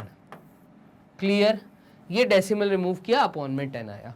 सॉल्व कर दीजिए, आपका सीपी आ जाएगा। इतना आसान है। तो चलिए, ये जीरो से ये जीरो कट गया, तो फाइनली सीपी हमारा कितना आएगा, और ये जीरो से ये जीरो भी काट दो, और यहाँ पे कुछ और अभी मुझे कटता हुआ नहीं दिख रहा। एक काम करते हैं, इसको थोड़ा सिंप्लीफाई कर देते हैं। 4/10 इंटू 8/10 इंटू 3125/10, ऐसे ही है। क्लियर? चलिए, तो 2 टाइम्स 4 2 5 टाइम्स 10, इस 5 से इसको छोटा कर लो, तो 5 6 टाइम्स 30, 5 2 टाइम्स 10, 5 5 टाइम्स 25, 625 आया ये। ठीक है, अभी 2 से ये 10 कटा 5 टाइम्स, और इस 5 से ये 625 भी छोटा हो जाएगा, तो कॉस्ट प्राइस हमारा देखो निकल के आएगा 8 मल्टीप्लाइड विथ 8 बचा ऊपर, 8 मल्टीप्लाइड विथ 625, 5 से छोटा हुआ, इस 5 से कटा है, तो 5 1 times 5, 5 2 times 10, 5 5 times 25 upon 10। Clear? और ये वैल्यू हमारी निकल के आएगी 8 इंटू 5 इज 40, 4 ऊपर कैरी, 8 2 टाइम्स इज 16, और plus 4 is 20, 0 2 carry, 8 1 times is 8, 9 और 10। ठीक है, अपॉन 10, ये जीरो से ये जीरो कट गया, कॉस्ट प्राइस आर्टिकल का आ गया ₹100। 100 रुपये का प्रोडक्ट था जिसके लिए हमने इतनी मेहनत की है। इसको हम डाल देते हैं एक बॉक्स के अंदर। ये है हमारा आंसर। डन। तो इस तरीके से आपने फाइनली 100 रुपये आंसर निकाल लिया। ये था हमारा क्वेश्चन नंबर 6 का बी पार्ट। क्लियर? थोड़ा सा मैं ये क्वेश्चंस को यहाँ पे क्लियर कर देता हूँ। ये हमारा सवाल था, हमने इसका ए पार्ट कैसे सॉल्व किया, थोड़ा सा जो बड़ा लग रहा होगा क्योंकि फुल कैलकुलेशंस के साथ किया है। ए का आंसर हमारा ये आया था, इसको हम यहाँ से हटा के वाइट पेन से लिख देते हैं सो दैट किसी तरह की कोई कंफ्यूजन ना रहे। तो ये है हमारा आंसर ए पार्ट के लिए। डन। और ऐसे ही बी पार्ट के लिए हमने यहाँ से सॉल्व करना चालू किया, नेक्स्ट शीट के ऊपर यहाँ पे आंसर आया। क्लियर है ये चीज? चलिए मूव करते हैं क्वेश्चन नंबर 7 क्या कह रहा है, देखिएगा। क्वेश्चन नंबर 7 में ये हमसे कह रहा है Anthony spend X% of his salary towards expenditure on food. Anthony की जो सैलरी है उसका X% वो स्पेंड करता है। पेन अलग यूज कर लेते हैं हाईलाइट करने के लिए। तो ये कह रहा है एंथनी जो है X% खर्च कर देता है फूड के ऊपर, 2X% on the remaining on transport, 2X% of the remaining बचे हुए का। ये चीज वर्ड्स बहुत ध्यान रखना, बहुत अच्छा क्वेश्चन है ये भी। फिर उसके बाद बोला है 3X% ऑफ द रिमेनिंग, अब जो बचा है उसका 3X%, ठीक है, ऑफ द रिमेनिंग वो खर्च कर देता है दूसरे कामों पे। कई तरह के खर्चे हैं, कपड़े धोना, ठीक है, घर का राशन लाना, कुछ भी होंगे एक्स्ट्रा खर्चे। 4X% ऑफ द रिमेनिंग, अब जो बचा उसका 4X% towards the loan repayment, उससे वो लोन रिपे करता है। ठीक है, if the expenditure are denoted as F T B and L respectively, if x is 10 then what is the ascending order of this amounts. अब देखो कितना अच्छा है ये क्वेश्चन। यहां पे ये कह रहा है कि अगर x यहां पर 10 से डिनोट हो रहा है, तो क्या मैं देखो इस क्वेश्चन को पहले तो थोड़ा सा क्लियर करके लिखता हूं। ये हमसे पूछ रहा है अगर x, यहां पे जितनी जगह x यूज हुआ है उसकी जगह अगर मैं 10 डाल दूं, तो आप बताइए असेंडिंग ऑर्डर अमाउंट्स का क्या होगा। तो पहले तो मुझे अमाउंट्स कैलकुलेट करने, उसके बाद उसको असेंडिंग ऑर्डर में जमाना है। अच्छा सवाल है, चलो इसको देखो क्या बोल रहा है। तो Anthony spends on X% of his salary, मुझे नहीं पता सैलरी कितनी है, तो हम ऐसा बोलते हैं कि उसकी salary let it be Y। ठीक है, हम ऐसा बोलते हैं कि उसकी सैलरी जो थी वो Y रुपीस थी। तो let the salary is equals to rupees Y। डन। Y रुपीस की उसकी सैलरी थी। या एक काम करो, इसमें कोई नंबर ले लो, काम करना आसान हो जाएगा।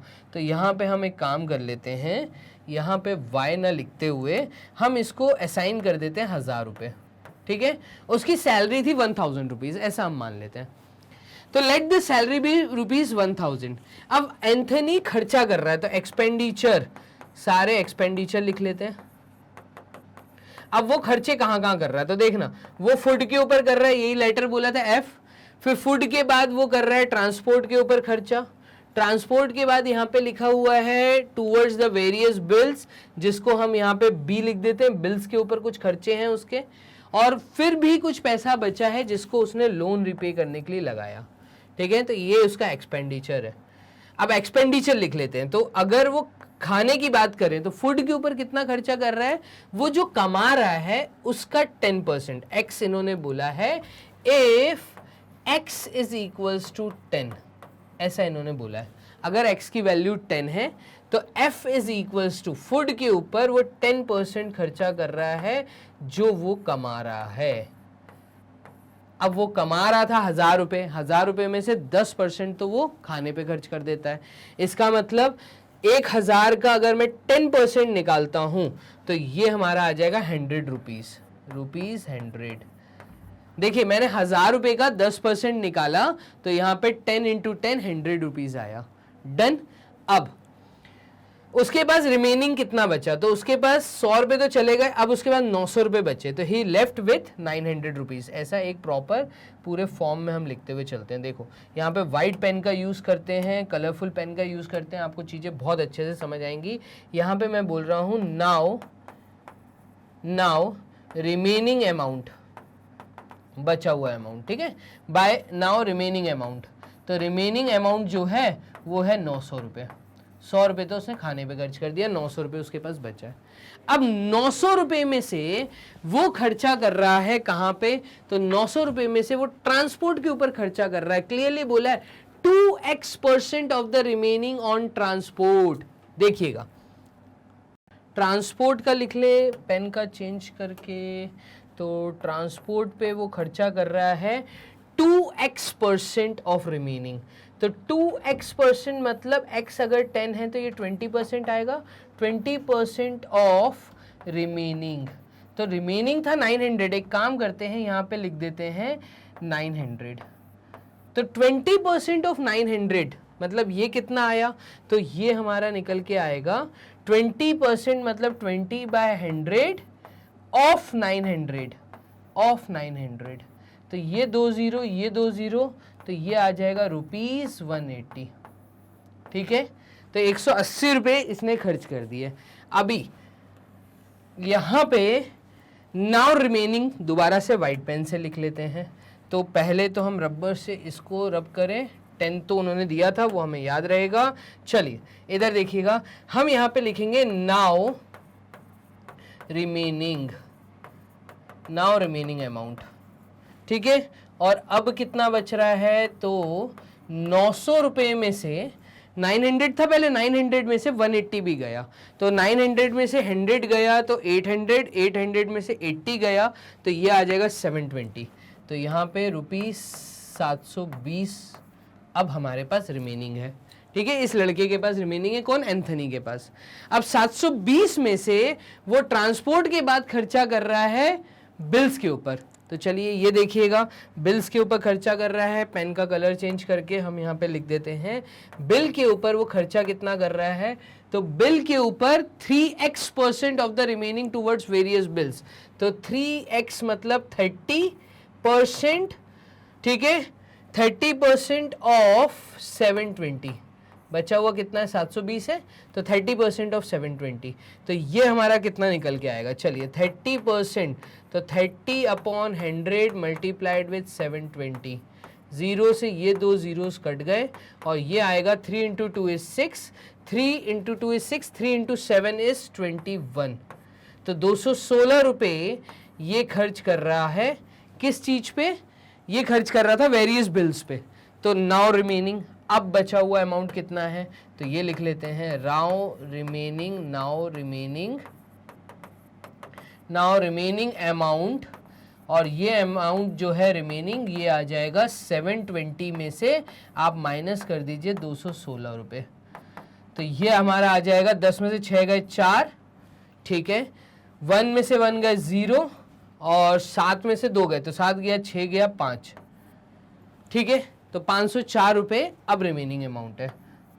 चलिए अब वेरियस बिल्स के बाद ये खर्चा कर रहा था लोन रिपेमेंट पे, तो लोन रिपेमेंट्स यहाँ पे देखिएगा, यहाँ पे लोन का रिपेमेंट कर रहा है वो, तो लोन पे वो खर्चा कर रहा है कितना 4x%, 4x% मतलब 40% ऑफ रिमेनिंग, 40% ऑफ रिमेनिंग और 40% ऑफ 504, तो 40% ऑफ 504 रुपीज़। चलिए इधर देखिएगा, ये हो जाएगा हमारा 40/100 मल्टीप्लाइड विथ 504, तो एक ज़ीरो से ये ज़ीरो गया, ठीक है, 4 इंटू 504 इज़ 4 इंटू 4 इज़ 16 और 4 इंटू 5 इज़ 20, तो यहाँ पे ये आएगा 201.6 रुपीज़, 201.6 रुपीज़, 201.6 रुपीज़। डन। चलिए तो ये लोन रिपेमेंट पे चला गया। अब उसके पास रिमेनिंग कितना है, तो अब रिमेनिंग अमाउंट है क्या, तो यहाँ पे एक ब्लैंक शीट ले लेते हैं और यहाँ पे वाइट पेन से लिख देते हैं now remaining, now remaining amount, now remaining amount loan repay करने के बाद, ठीक है, और ये है आपका कितना था पीछे, तो पहले 504 बचा था, 504 में से भी 201.6 उसने खर्च कर दिया, 504 रुपये में से 201.6 रुपीज़ खर्च कर दिए। तो देखिएगा 10 में से 6 गए 4, 3 में से 1 गए 2, ठीक है, फिर उसके बाद यहाँ पे आएगा 9 और 4, तो 2 मिनट होल्ड करिएगा, 0.5, तो ये गया 0.4, 3 में से 1 गया 2, 0 आएगा यहाँ पे, तो यहाँ पे ये आएगा 9 नहीं 0, तो यहाँ पे ये आ गया 0, और इसके बाद 5 में से 2 गए तो ये आ गया 3, तो 302.4 रुपीज़ ये आपका फाइनली रिमेनिंग अमाउंट बचा। अब हमसे क्वेश्चन क्या पूछा था, तो क्वेश्चन हमसे पूछा था कि if the expenditures are denoted by F, T, B and L respectively and X is 10, then what is the ascending order of this amount? अच्छा, अब अमाउंट का असेंडिंग ऑर्डर बताइए। तो देखिएगा फूड के ऊपर वो खर्च कर रहा है 100 रुपये, लिख लेते हैं, ठीक है, तो फूड के ऊपर उसने खर्च किए थे 100 रुपये। डन। फिर उसने यहाँ पे ट्रैवल पे खर्च किए थे 180 रुपये, तो ट्रैवलिंग पे उसने खर्च किए थे ₹180 रुपये, ठीक है। फिर उसने वेरियस बिल्स को पे किया था, 216 रुपये का खर्चा किया था, तो वेरियस बिल्स के लिए उसने खर्च किए थे 216 रुपये, ठीक है।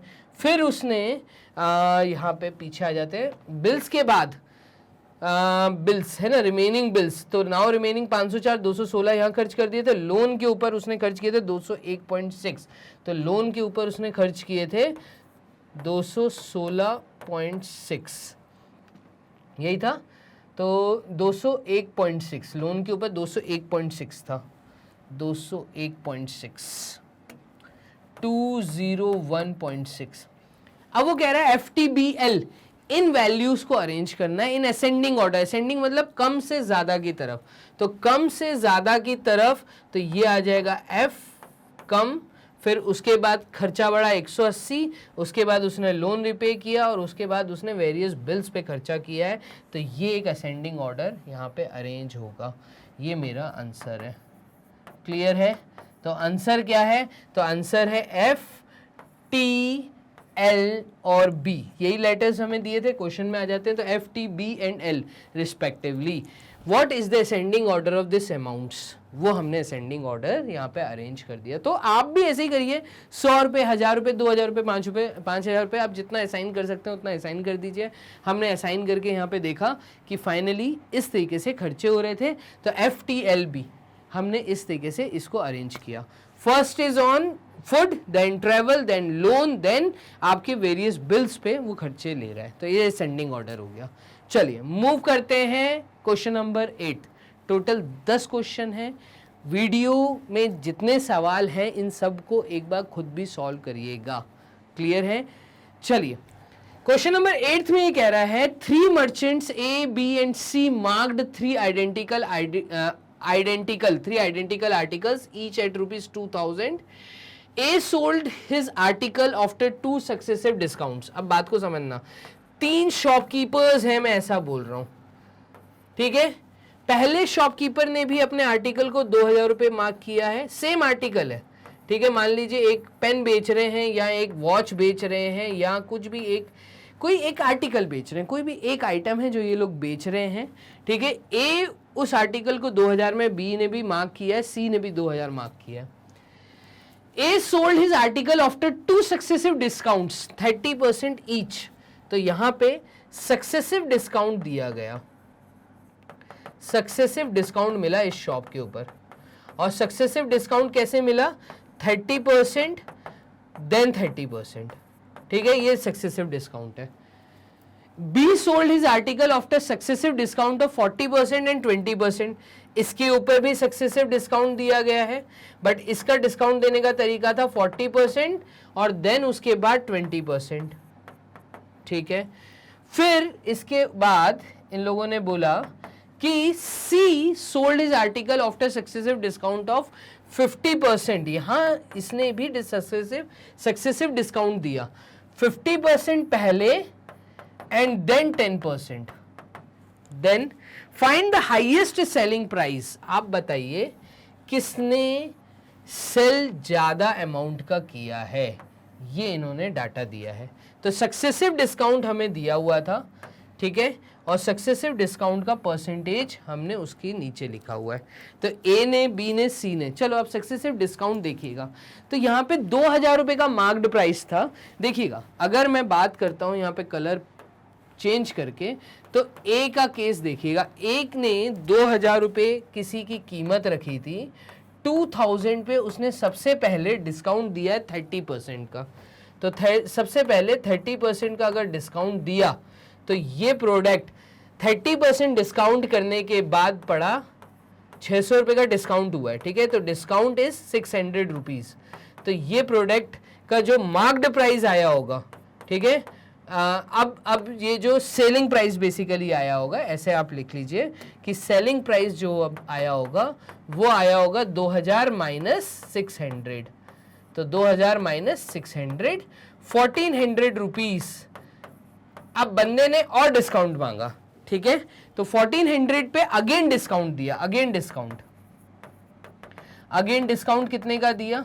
तो अगेन इसने सिमिलर डिस्काउंट दे दिया और 30%। चलिए बहुत बढ़िया, ये फिर से इसने डिस्काउंट दे दिया 30%। तो 1400 पे दिया, तो now selling price will be what? तो now selling price will be 1400 का अगेन 30% निकाल लो, तो ये हमारा आ जाएगा 14 इंटू 3, तो ये हमारा आ जाएगा 42, 420 रुपये, ठीक है। तो यहाँ पर 14 इंटू 3 हमने किया, 3 इंटू 4 इज 12, 12 का 2 कैरी 1, 42 और एक 0, 420 रुपये का यहाँ पे सेलिंग प्राइस नहीं, ये डिस्काउंट आया है, ठीक है। तो ये किस पे दिया है इन्होंने? यहाँ पे इन्होंने 1400 रुपये पे और डिस्काउंट दिया। तो सेलिंग प्राइस अब निकल के आया 1400 माइनस 420। तो 400 तो वैसे हटा दीजिए, तो टोटल 1000 रुपये, 1000 रुपये और 20 रुपये कम कर दो, तो ये हमारे आ जाएगा 980 रुपये का। तो रुपीज 980, ये हम एक सर्कल में डाल देते हैं। तो ए के लिए जो केस बना, ये ए का हमने केस सिनेरियो बताया था। ए ने जो प्रोडक्ट 2000 रुपये का मार्क्ड किया था, उस 2000 को उसने बेचा है 980 रुपये में, ठीक है। एक ब्लैंक शीट ले लेते हैं, ठीक है। अब हम आ जाते हैं बी के सिनेरियो पे। बी ने भी 2000 रुपये का मार्क्ड प्राइस लगाया था, इस पे इन्होंने डिस्काउंट दिया है, कितने का?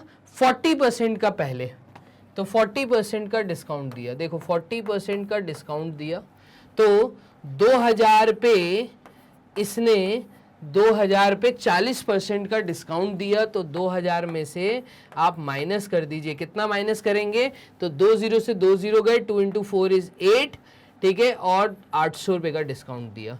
तो 2000 का 800 माइनस कर दो तो ये आएगा 1200 रुपये।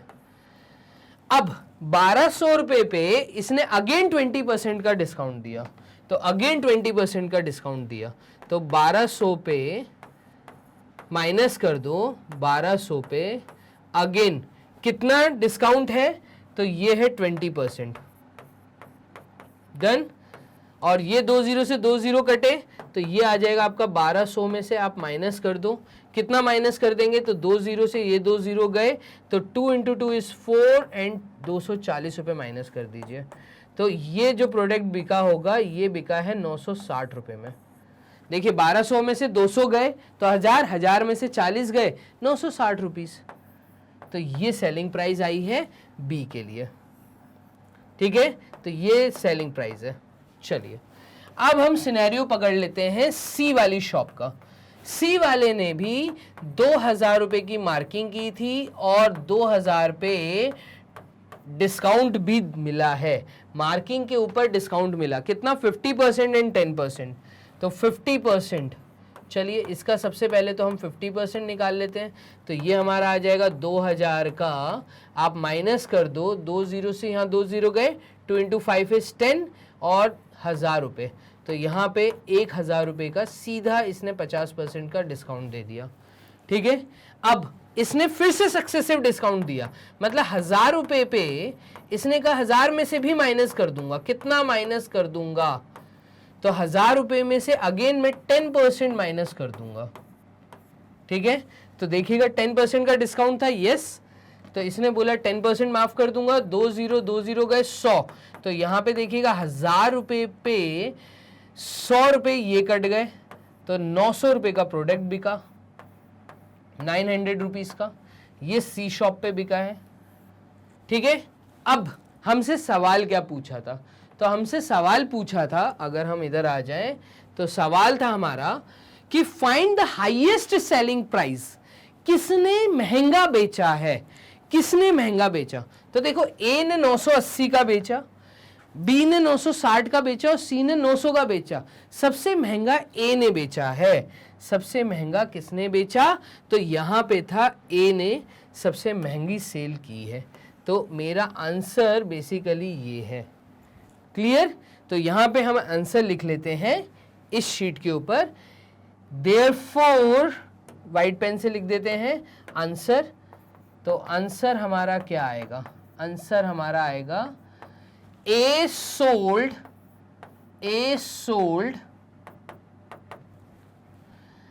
On higher price, A sold the article on the higher price. तो सबसे महंगा बेचा है ए ने, ये हमारा आंसर है। क्लियर। चलिए मूव करते हैं, नेक्स्ट क्वेश्चन क्या बोल रहा है, तो नेक्स्ट है 9th क्वेश्चन। 9th क्वेश्चन में देखिए क्या बोल रहा है, ये बोल रहा है in a business A B C and D are the 4 partners. एक बिजनेस के अंदर A B C D 4 partners हैं।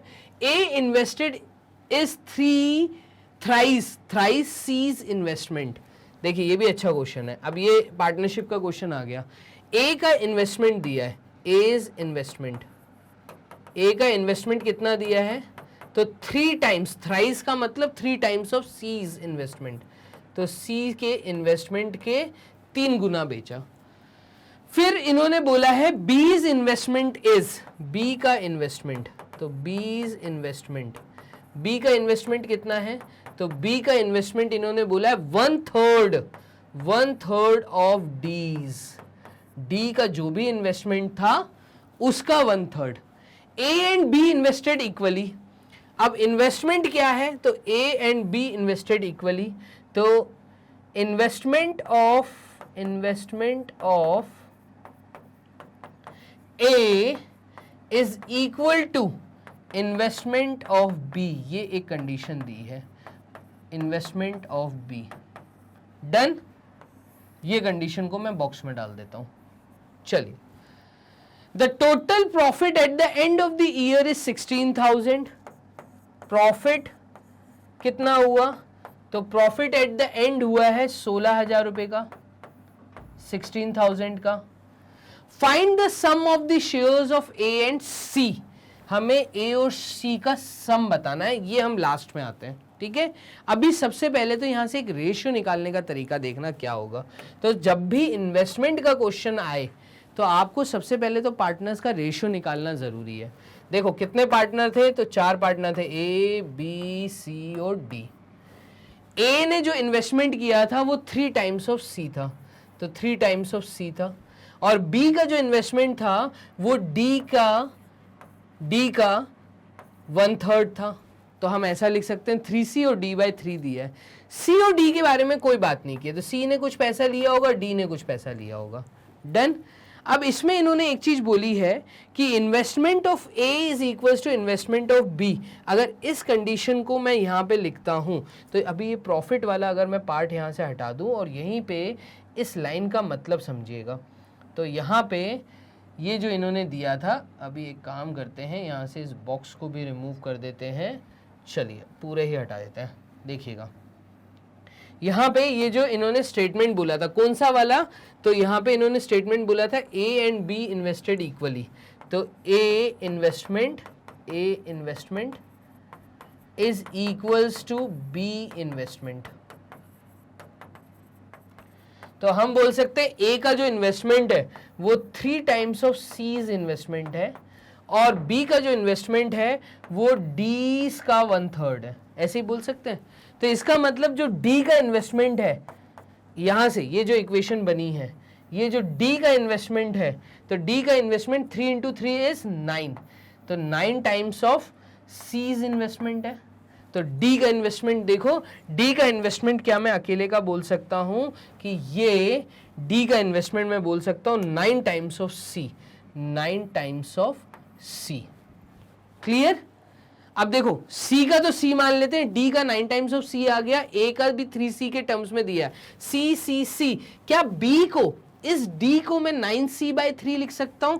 तो यहां पे यस, इस D/3 के लिए मैं यूज कर रहा हूं 9C/3, डन। D/3 था, D की जो है वैल्यू वो 9C आई है, इस 9C को मैं सब्सटीट्यूट कर रहा हूं, ठीक है। तो यहां से एक रेशियो बन के आएगा, वही रेशियो हमें सॉल्व करना है, क्लियर। और ये रेशियो कितना आ रहा है, तो देखिएगा डिवीजन में 3 है, तो सबसे पहले तो इंटू 3 कर दो, तो डिवाइड वाला पार्ट हट जाएगा, इंटू 3 कर दो हर पार्ट को, तो ये आ जाएगा 3 × 3 9, 9C इज 2, इंटू 3 मतलब ये भी अगेन 9C आ गया इज 2, इंटू 3 मतलब ये आ गया 3C, ठीक है। और यहां पे ये आ जाएगा इंटू 3 मतलब 27C, क्लियर है। इन सब में से अगर मैं 3 हटा दूं, सबको डिवाइड बाय 3 कर दूं, तो सबको डिवाइड बाय 3 अगर मैं कर दूं तो ये आ जाएगा 3C and C and 9C। कुल मिला के हमने जो पहला वाला रेशियो था वहीं पे हमें इस 3 को काट देना था, वो ऑलरेडी रेशियो था, तो ये आ जाएगा C से C मूव कर दीजिए, हटा दीजिए, तो C से C हटा देंगे तो 3:3:1:9 का रेशियो आ जाएगा, क्लियर है। तो ये रेशियो आ गया जिस रेशियो में पैसा बटेगा, प्रॉफिट बटेगा, तो रेशियो ऑफ देयर इन्वेस्टमेंट हमारा निकल आया, रेशियो ऑफ इन्वेस्टमेंट। अब एक ब्लैंक शीट ले लेते हैं, तो रेशियो ऑफ इन्वेस्टमेंट यहां सर्कल में डाल देते हैं। हमेशा याद रखना कि रेशियो ऑफ दी जो प्रॉफिट बटेगा, तो शेयर ऑफ द प्रॉफिट जो होता है ये हमेशा किस में होता है, तो यहां पे लिख लेता हूं sharing of profit, sharing of profit should always be equal to ratio of investment, done है।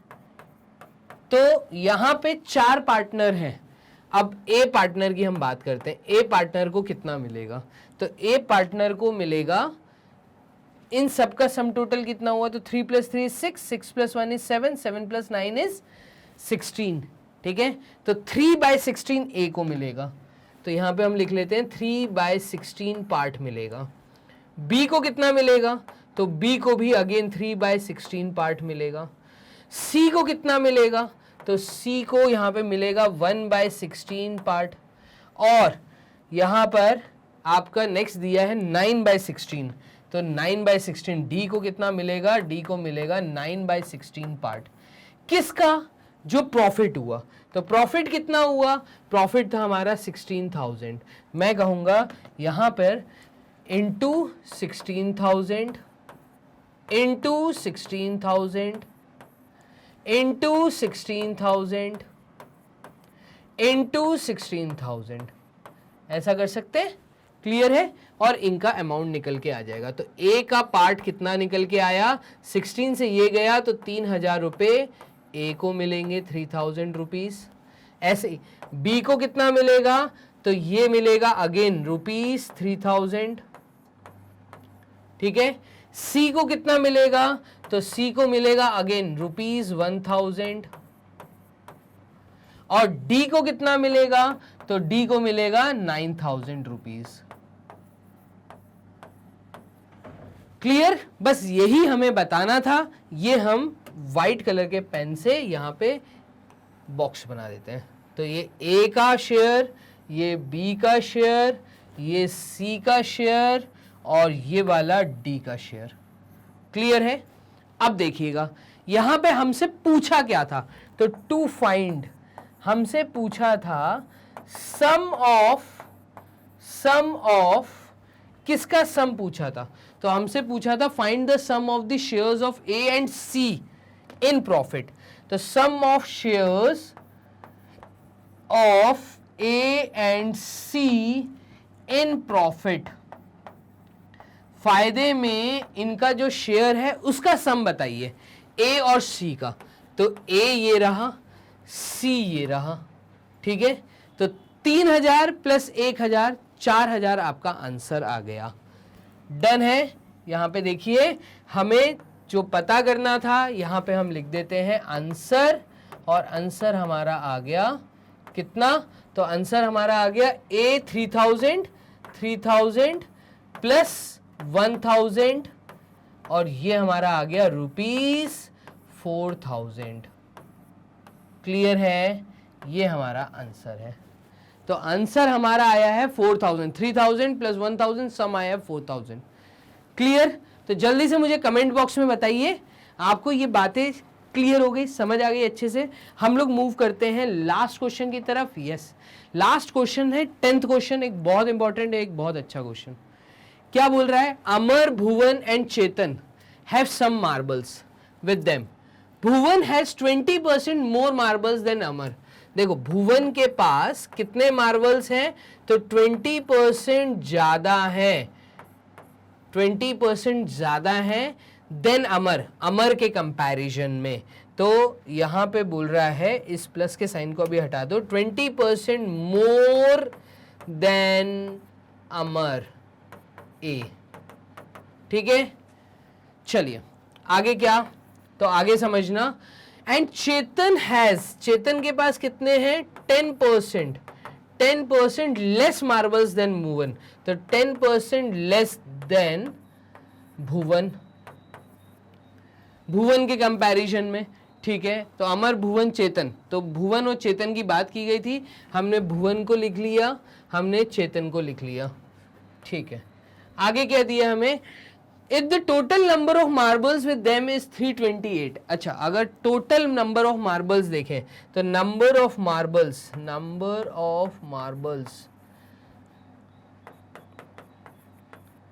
और ये सम जो दिया है, तो किसका सम दिया है, अमर प्लस भुवन प्लस चेतन, ये सम हमें दिया है कितना, 328 मार्बल है।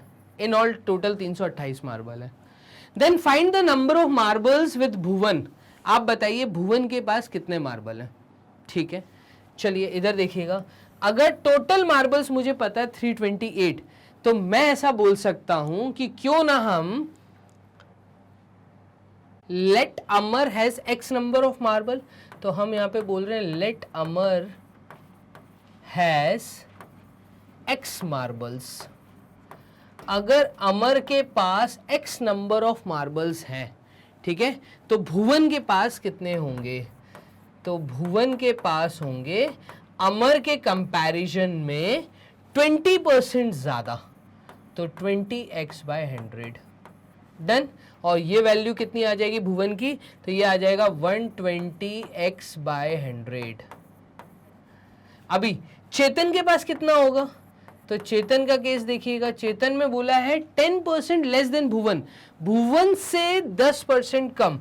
तो भुवन से, तो भुवन के पास थे 120x/100, इसमें से माइनस कर दीजिए, कितना माइनस कर दें, उसके भुवन से 10% कम, तो भुवन का 10%, तो भुवन का 10% कितना है, 120x/100 का 10%, ऐसा बोल रहा है ये। क्लियर है, इसको सॉल्व कर लेते हैं। तो ये सॉल्व करने पे आ रहा है 120x/100 माइनस, ब्रैकेट के अंदर आ जाएगा 10 ये पूरा कट गया, 12x/100, इधर भी 100 इधर भी 100, तो ये वैल्यू चेतन की जो निकल के आएगी, ये निकल के आएगी 120x में से 12x गए तो 108x, 108x/100, 108x/100 ये चेतन के पास है। तो एक काम करते हैं, अलग कलर के पेन से अब क्यों ना सबको मार्क कर दें। तो देखिए, अमर हैज x मार्बल्स, ठीक है, Bhuvan has 120x/100 marbles and Chetan has 108x/100 marbles. तीनों के मार्बल आ गए और तीनों का सम टोटल हमें दिया है, आंसर आ गया आपका फाइनली। तो एक शीट ले लेते हैं यहाँ पे। तो अमर के पास जो x नंबर ऑफ मार्बल्स थे, इनको जब मैं ऐड करूंगा भुवन के मार्बल के साथ, तो ये हो जाएगा 120x/100, और इसको जब मैं ऐड करूंगा किसके साथ, तो ये ऐड होगा 108x/100 के साथ, तो 108x/100 के साथ, और इन सब मार्बल्स का जो सम टोटल आएगा वो नंबर ऑफ मार्बल्स के बराबर आएगा 328, जो हमें दिया था 328, यहां से हमें x निकल आएगा। क्लियर, चलिए, तो ये आ जाएगा 100x plus 120x plus 108x is equals to 328 multiplied with 100, जो डिनोमिनेटर का 100 है वो 328 के साथ मल्टीप्लाई हो जाएगा। यहाँ पे आएगा 200, 300, 328, तो 328x is equals to 32800, x की वैल्यू आ जाएगी 32800 अपॉन 328, ये कट कर दीजिए तो ये x की वैल्यू आ गई 100। मतलब अमर के पास 100 मार्बल थे। ठीक है, हमसे क्वेश्चन में क्या पूछा है, अमर का ही पूछा है। Then find the number of marbles with Bhuvan, Bhuvan का पूछा है। तो भुवन के पास थे 120x/100, तो 120x/100, देयरफॉर सिर्फ भुवन की एंट्री निकाल लेते हैं। ठीक है, therefore Bhuvan has 120x/100 marbles, that means 120 multiplied with 100/100, और ये 100 से 100 कटा, भुवन के पास आए कितने, 120 मार्बल्स, और यही हमसे सवाल में पूछा था। तो फाइनली 10 क्वेश्चन आपने कर लिए हैं सॉल्व। इसको हम डाल देते हैं बॉक्स में और यहां लिख देते हैं आंसर। क्लियर है, तो ये पूरा नाम है भुवन, यहाँ पे व्हाइट में लिख देता हूँ, भुवन पूरा नाम है जिसको मैंने बी से डिनोट किया है। क्लियर, भुवन के पास 120 मार्बल है, बस यही हमसे सवाल में पूछा था। Then find the number of marbles with Bhuvan. खत्म। अब ये वीडियोस हम बात करते हैं किस प्रकार से आप एक अरेंज मैनर में देख सकते हैं। तो एक अरेंज मैनर में अगर आपको नंबर ऑफ वीडियोस देखनी है, एक प्रॉपर पैकेज को पढ़ना है, एक प्रॉपर कोर्स को पढ़ना है, तो इसके लिए आप सिंपल गूगल राजा के पास जाके टाइप करिए magnetbrains.com। magnetbrains.com टाइप करते ही ये वेबसाइट ओपन होगी। इस वेबसाइट में आप यहाँ पे एक्सप्लोर टॉप कोर्सेज के हेड के नीचे, आप यहाँ पे नोटिस करिए एक्सप्लोर टॉप कोर्सेज के हेड के नीचे IIT JEE का ऑप्शन आएगा। क्लिक करिए, सारे टीचर्स जो IIT JEE कंप्लीट करा रहे हैं वो आपके सामने, जितने टीचर्स ये ऊपर साइड में आपको दिख रहे हैं, IIT JEE फिजिक्स केमिस्ट्री अभिषेक सर हैं, और आपके यहाँ पे आशीष कपलेश सर हैं, दीपेंद्र सर हैं, ये सब 11th-12th की तैयारी करा रहे हैं। तो आपके घर में अगर कोई भी ऐसा बड़ा बच्चा, मतलब कोई बड़ा स्टूडेंट जो अभी 11th-12th या ड्रॉपर बैच का है, तो डेफिनेटली आप उनको IIT JEE के बारे में बताइए, इन फैकल्टीज़ के बारे में बताइए। कंप्लीट कोर्स अवेलेबल, अगर आप हैं 7th 8th 9th 10th में फाउंडेशन कोर्स की तैयारी करना चाह रहे हैं तो आपके लिए यहाँ पर फिजिक्स धीरज सर, देन ऋषभ सर के थ्रू आपको केमिस्ट्री मिल रही है, देन मेरे थ्रू आपको मिल रहा है यहाँ पे मैथ्स का सब्जेक्ट। आपको मेरी वीडियोस वॉच करने हैं, वॉच नाउ पे क्लिक करिए। जिन भी फैकल्टीज के वीडियोस को वॉच करना है उनके जस्ट फोटो के नीचे वॉच नाउ का ऑप्शन मिलेगा, आप वो क्लिक करिए। क्लिक करते ही उन टीचर्स द्वारा पढ़ाए हुए कंप्लीट कोर्स पे आप आ जाएंगे। जो उनसा टॉपिक पढ़ना है, जो उनसी डीपीपी देखनी है, जो उनसी प्रैक्टिस शीट देखनी है, टॉपिक वाइज एक अरेंज मैनर में पूरा यहाँ पे आपको मिलेगा। क्लियर? और यहाँ पे फिर आप करिए क्लिक और वीडियो रन होना स्टार्ट। तो इतना आसान है घर बैठ के तैयारी करना, 100% फ्री एजुकेशन सिर्फ मैग्नाब्रेन्स के प्लेटफॉर्म पे। तो मैग्नाब्रेन्स IIT JEE नीट चैनल, जो चैनल आप वॉच कर रहे हैं, इसको जल्दी से सब्सक्राइब कर लीजिए, बेल आइकन प्रेस कर दीजिए, सो दैट जो भी नई वीडियो आती है, जो भी पहली वीडियो फ्लोट हो रही है, वो आप तक जल्दी पहुंच जाए। जो भी मोटिवेशनल वीडियो, जो भी स्ट्रेस रिलीविंग वीडियो है, वो आप तक पहले आए, नोटिफिकेशन आपको पहले मिले। तो चैनल को सब्सक्राइब करना जरूरी है। वीडियो को लाइक देना ना भूलिएगा, क्योंकि यहाँ पे टीचर को मोटिवेट करना भी ज़रूरी है।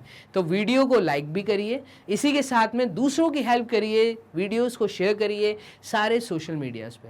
तो इस प्रकार से बस ये 3 छोटे काम, 100% free education, no subscription charge, सिर्फ मैग्नाब्रेन्स आपको प्रोवाइड कर रहा है। मिलते हैं नेक्स्ट प्रैक्टिस शीट में, तब तक के लिए अपना ध्यान रखो। Bye and take care.